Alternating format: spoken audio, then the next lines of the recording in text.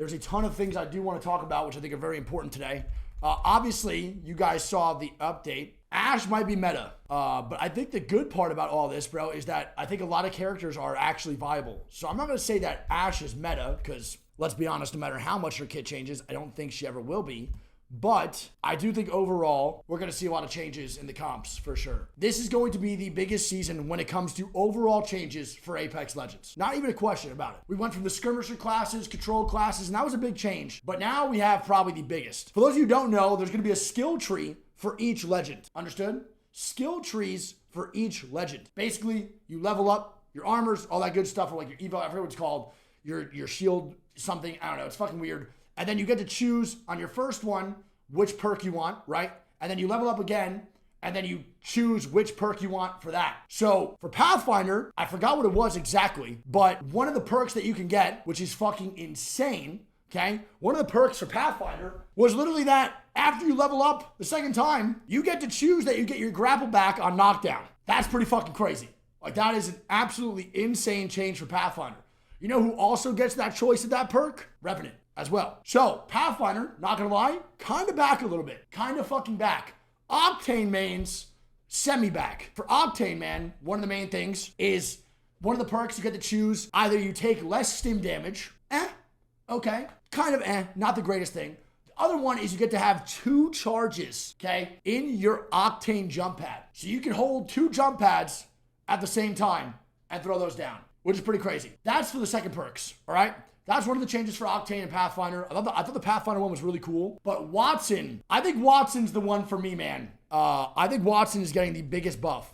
For Perk 1, I forget what it was on one side. The other side of Perk 1, though, was every time a grenade is eaten by your Wattson gen, you get an arc star, which is fucking crazy. I couldn't believe that was a real thing. So when your fucking grenade, when the grenades hit your fucking gen, it just drops an arc star for you. So let's say a team's coming into your fucking house and they just throw 75 fucking grenades inside, and your gen eats them all up. You just get 75 arc stars on the ground, which is nuts. Low-key nuts, right? And then on the second one, bro, you either get double ult HP, right, and capacity. So your ulti is going to heal double and have longer, double heal you, and also have double HP. And then you could either choose to half in that, right, and just have 2 gens for a larger radius, which is pretty crazy. I think that's fucking insane too. I thought that was so fucking cool. Can't lie. Big fan of that change for Wattson. And then I would say the biggest one that I can't even lie. I want to say this correctly though, because I'm a little bit drawing a little blanks. But I think the biggest one, bro, is Bangalore, dude. I can't even fucking lie, man. Wraith is pretty shit, I would say. I would say Wraith is like the weakest of the bunch right now. I think Bangalore is really fucking broken. I think Bangalore and Caustic are gonna by far be the most broken characters, personally. I think Gibby's pretty good. I think Newcastle's gonna be really, really fucking good too. I know Gibby's is, or Bangalore, you could choose to heal in smoke, which is pretty fucking crazy. I saw the rank changes, again, bro. Everyone keeps asking me about the rank changes too. I'm gonna be completely fucking real here, man.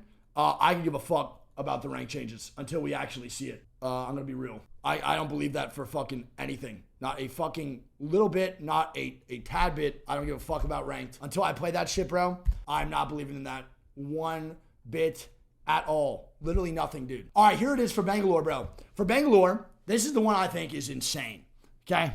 Big bang. For level 2, bro, you get to see ordnance through walls and death boxes, or you get to do 25% ult cooldown. So you get your ulti 25% faster. I don't really think that's that good. The level 3 for Bangalore, though, is you could either choose to regen HP inside smoke, which I can't lie, the regen was pretty fucking fast, or you auto ping enemies who trigger your passive, which is also pretty fucking strong. The regen HP, though, I can't lie, was way better than Octane's passive, and was pretty goddamn strong. So I think Bangalore is going to be nuts. But the Digi-Threat is nerfed and it is no longer on SMGs. So take it as you will. Not a big deal. Caustic, though, is another one. So Caustic, for the first level, you could either increase tac throw range. And when it means increased tac throw range, brother, when I say like they are making these characters all just extremely strong, you are able to Tom Brady your fucking barrels, man. I mean, Tom Brady your barrels, brother. It is fucking insane how far you can throw your barrels.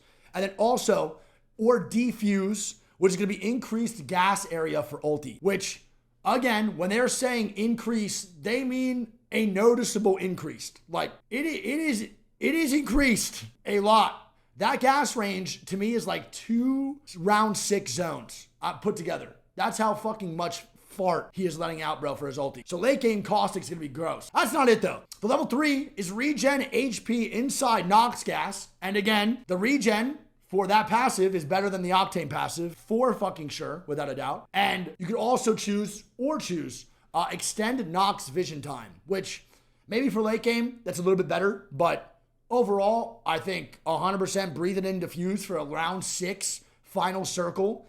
Increase gas area for your ulti, and then you're just regenning HP inside your gas is fucking insane. Insane. Like, I cannot stress how good it is. That's for Caustic. I think Conduit's okay. I'm not even gonna talk about Conduit that much. I think Fuse, though, bro. Fuse is pretty crazy, all right? So for Fuse level ups, I played the Fuse update, and it was Fun FPS is about to have a very fun time on this character. So for level 2 for Fuse, man, you can either see ordnance through walls and death boxes, which I think is horrible. Like, seeing grenades in death boxes or walls is pretty shit. I don't really think that's that big of a fucking deal. People are making it seem like it's a big deal. It's not. Or you can ignore your slow and 50% damage from ult. Bro, you can run straight through your own Fuse ulti, take barely any damage, and run down motherfuckers, man. I'm not kidding when I say you literally, like, you're just normal speed straight through your fucking ulti, right?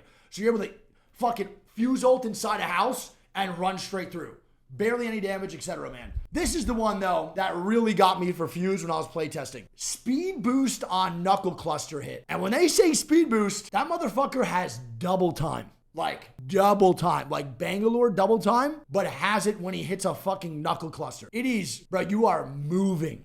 You're moving, brother. You are fast as hell. And then also as you just take less explosive damage from other grenades, which maybe late game, that's good. You just run in there late game, bro, and just take less damage from all grenades and shit. Whatever, not really that big of a deal. But I think the Big Bang and Explosive, bro, are crazy ones. Double time on cluster hit is fucking nuts. And then we have Gibraltar, man. Low-key support characters got fucking insane buffs, which you guys know me, man. I'm a huge fan. And Newcastles are mainly just fundamentally stronger kits. I don't think Newcastle's that crazy reading it, but when you think about it, Newcastle's really fucking good. So Gibby, for the first level, you can either revive your allies to 50 HP, so they're automatically revived to 50 HP, or you auto-reload shotguns on Nox, which, yeah, that shit just sounds crazy. Like, that just sounds insane. And then the next level up is you get a smaller bubble, faster cooldown. So your bubble is a little smaller, it just has a less cooldown, right? But then you go to the other side to bubble bunker that you could choose, and your bubble can stay up for longer, 4 seconds longer, man. Which you get to choose. Do you want a smaller bubble with a faster cooldown? Or do you want a longer bubble for an extra 4 seconds? It's pretty cool they're giving you options. And speaking of options, bro, this is gonna be, I think, one of the biggest game changers as well for the current comp that we are seeing in Apex Legends for professional play. And it is 100% Catalyst, bro. 100% Catalyst. Let me find the Catalyst one, man. I think the Catalyst one is so useful for pro play. For the first level up, okay, for Cat, you could either get increased spike throw range. And again, when it says increase, if you see increase in any of these perks for any characters, they are buffing that shit into oblivion on steroids. You're actually, when you're playing Catalyst, bro, a Feral Throw, you're doing a 3-step drop back, Hail Mary, full of fucking grace, bro, 80 goddamn yards down the fucking field. You throw that motherfucker. Or you get +1 max after active spikes. So you have an extra spike on the ground before, like Catalyst before she was nerfed, okay? But this is the game changer here, and I'll tell you why. Level 3 is either you increase your Dark Veil length or you increase your Dark Veil lifetime. Again, you get to either choose to make your cat wall longer or stay up longer. So let's say you're in a late game and you have not upgraded your perk yet, right? You're playing Catalyst. You're going into a round 5 where you need a longer cat wall. You just choose long form. And when it says increased Dark Veil length, bro, it is long as fuck, bro. It is so long. And the increased Dark Veil lifetime, I believe, is almost like 20% longer, stays up. Pretty fucking sick. I think Catalyst is going to still be picked a lot. Pretty damn good. But yeah, I think Ashe is pretty shit. I know Alex is saying it. Ash is okay.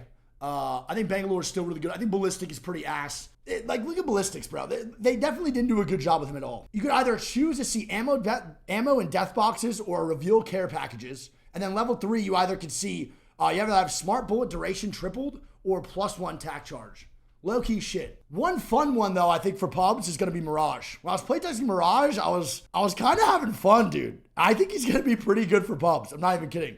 So, Mirage has +1 ult decoy with a 30-second cooldown. So you get one more plus ult decoy. It's not really that great. Or you revive allies with HP regen. And don't forget, when you revive allies with that HP regen, when you re-res them with Mirage, they're invisible. So they're going to be regenning HP while they're invisible, bro. That's a fucking huge pick-me-up, right? Or, okay, Bamboozle bonus. Bamboozle refreshes tack, which is insane. So every time someone's bamboozled, you could spam another clone. Or you have +1 tack charge, so you can run at people with 2 fucking clones and then you. Low key, pretty fucking sick. I thought the Bamboozle refreshes tack is so good, and the revive allies with HP regen is so fucking good, man. I think for pubs, that is 100% a viable character now. Definitely not for comp. But for comp, this one is on paper the most boring, but I think he's going to be one of the best if played. Newcastle. Very boring, but when you read it and look into it, man, it's pretty fucking strong. So for Newcastle, when I was playing him, you could either choose increase mobile shield speed, okay? When they say increase mobile shield speed, it is as fast as you sprint now. So if you were sprinting at a team, your mobile shield is keeping up with you. It's pretty fucking good. Or you get mobile shield with +250 HP. Pretty decent. Then you go to the next level, which is increase castle wall HP and energized duration. And when it says increased, that Newcastle wall is strong as fuck. The energized duration, who gives a shit? But it is strong as fuck, my guy. Or you revive allies with HP regen, which again, for Newcastle, is pretty damn good. Having your character move while rezzing and then they also get their HP regen, brother. I think Newcastle on paper the most boring, but might be one of the best support characters in the game. I'm not even kidding. And then Wraith is pretty shit, thank God. Vantage is one that I'll be playing, bro, for sure. For the first level up, increase ult excel charge. I believe, from what I remember, man, I hit an ulti excel and I got 4 or 5 bullets in my ulti, which is pretty sick, right? Or you gain access to ring consoles, okay? The second level up, though, is pretty sick. This one I am going to fucking love. Refresh tack on hits with ult. Bro, I cannot express to you how fun that is going to be. Like, actually, how fun. Pop your fucking tack, jump to height, shoot. Throw your tack out again, jump, shoot. Bro, that is fucking insane. That is so good. And then you can also choose improved tack double jump. And when I say improved, again, you are able to jump far as fuck, bro. Far as fuck. Trust me, man. Trust me. You are able to go so goddamn far with that fucking Q. I think Vantage for ranked will be really good. And then Rampart. Rampart's pretty good too. I'm not really the biggest fan of the Rampart changes, but I think it's going to be pretty decent for some squads. So for the first one, you could carry extra ammo per stack, or you have 20% ult cooldown. So you get your ult a little bit faster, your shield comes back quicker.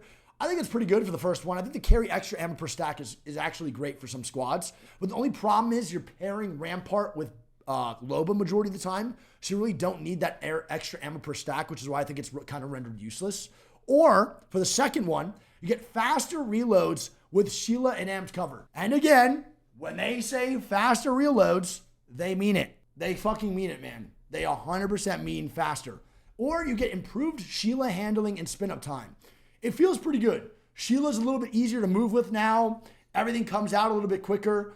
It's overall just a better quality of life change while rocking the ultimate for Rampart, which is Sheila. And the reload's very fast, man. The reload is very fast behind amped cover. Also, I don't know if people saw this, but for the Octane one, for level 2, okay, you could change directions on double jump if you wanted. So they're kind of giving everyone tap strafing a little bit on Octane. It's a little interesting for sure. Lifeline's pretty good, I would say. Lifeline's pretty good. The first one that you can get for Lifeline here is going to be either you level up to 2 and you get 10% tack cooldown. or 10-second attack cooldown, so your attack comes up faster, or you get a 20% faster revive. That's for Lifeline. And now this is where I think Lifeline could actually be fun and ranked. Yo, Full Magazine, thanks to the 5, bro. I love you.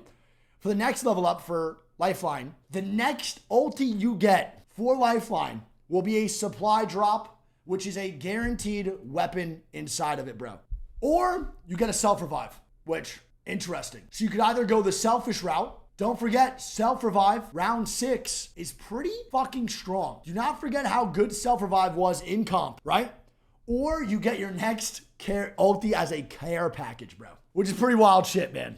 Pretty fucking wild shit. I would 100% choose the supply drop majority of the time. Anyone else we deserve to talk about? Crypto's pretty good. For the first level up for Crypto, you have to get reduced ult cooldown or reduced attack cooldown. But the next one for Crypto is going to be a problem. And I'm actually kind of nervous for people to spam Crypto here in comp. You get a 50% passive and ult range increase, or you call out squads in area on drone deploy. But when I tell you that this man's ulti is the size of like 40% of Skyhook, I mean it. If you put his ulti in the middle of Skyhook, I think it's hitting like 40% of Skyhook. I'm actually like super nervous that the Crypto ult spam is going to be so bad in certain regions. But it is fucking huge, man. And I have a POV of it. I just can't show you guys it yet, sadly.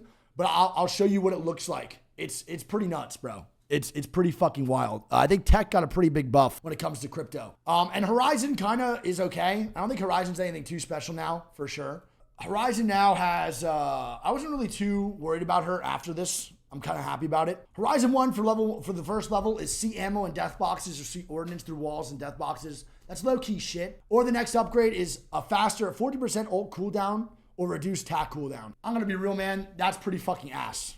I'm kind of happy, though. Fuck Horizon. You know the vibes. Literally don't give a fuck about Horizon at all. Kind of low-key. A very strong legend already.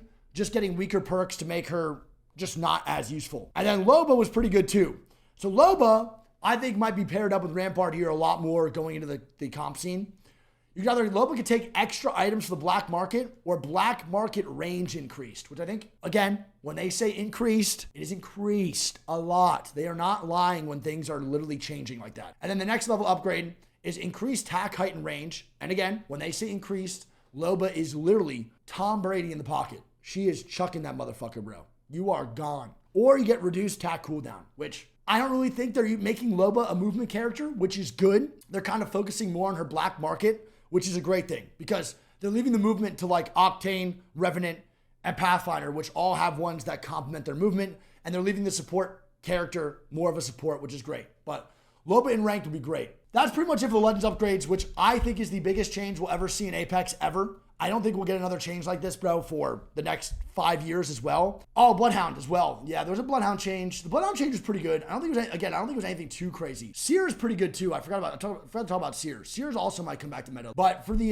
Bloodhound one, we have White Raven's charge ulti, or to get reduced attack cooldown. Then for the next one, you get either double tack full body scan duration, or 25 HP per knock while in Beast of the Hunt. That's the one where I think it might be a little viable. I just don't think that viable in comp, but I do think that Bloodhound perk is going to be really viable within ranked, for sure. And then the Seer one's pretty good. Let me see the Seer one. I forgot what that was too. I don't think Seer's going to be meta, but I think he could sneak back into some teams. Seer is either 25 meter passive attack range, or faster movement while using passive, which is really quick. Or you get 1.5 second scan duration or a plus 20 meter ult throw range. They're kind of just bringing him back to where he was in his prime, but not actually.